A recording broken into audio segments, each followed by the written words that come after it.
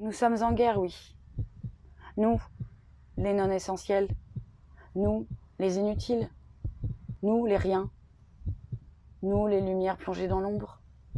Nous, les gens de l'esprit et de la culture. Nous, les restaurateurs, ceux des plaisirs de la bouche et du plaisir tout court. Oui, nous sommes en guerre. Nous, les personnels et techniciens du spectacle, ceux des théâtres et des cinémas. Nous, les acteurs et les comédiens mis aux arrêts forcés. Nous, les musiciens. Nous tous, que vous considérez comme des paresseux, mais ne rêvons que de travailler.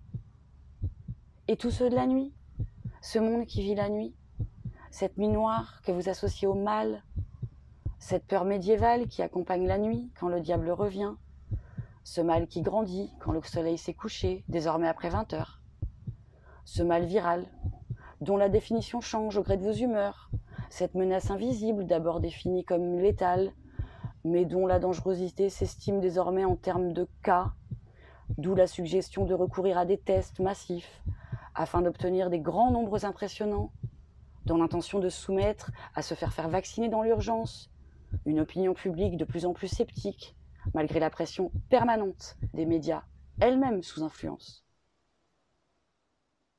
Nous que vous traitez avec un détachement scandaleux, oui, nous sommes en guerre contre vous, contre le Janus qui répète qu'il assume, lui qui se croit doué d'un super pouvoir de séduction absolue, qui lui permet d'envoûter et de berner comme un camelot tout ce qu'il rencontre.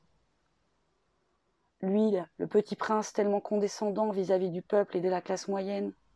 Oui, nous sommes en guerre contre vous, contre cet Orphéon de sous-fifre, opportuniste, qui improvise au jour le jour une chorale cacophonique, cette ribambelle de technocrates cyniques, feignant d'ignorer froidement les drames dans lesquels plongent ceux qui sont concernés par ces décisions iniques.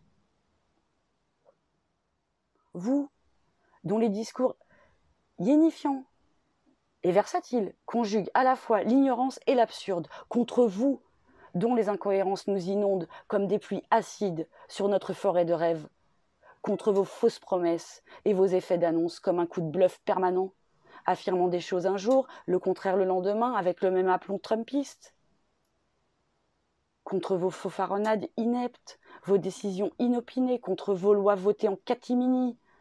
Nous sommes en guerre, oui, contre les mafias milliardaires et autres géants de Big Pharma, contre votre déni effectif des menaces climatiques au profit d'une consommation capricieuse et sa pollution d'objets inutiles distribués par le géant Amazon, en guerre contre une économie de cavalerie et de course en avant qui invente des milliards virtuels et nous entraîne à court terme vers le grand délire d'une économie irréelle comme une plongée dans un puits sans fond.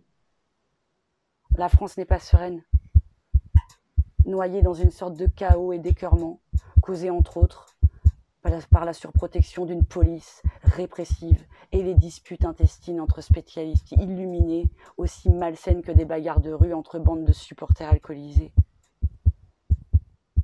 La France n'est pas en paix avec elle, quand les mêmes qui dénonçaient les lois du califat, imposant le silence et le voile, oui, les mêmes interdisent de la même manière depuis des mois à la fois le théâtre, la musique, les musées, les rencontres populaires, sportives ou artistiques, et puis les restaurants, les rassemblements de fêtes joyeuses et conviviales, et maintenant Noël, en famille, et la Saint-Sylvestre.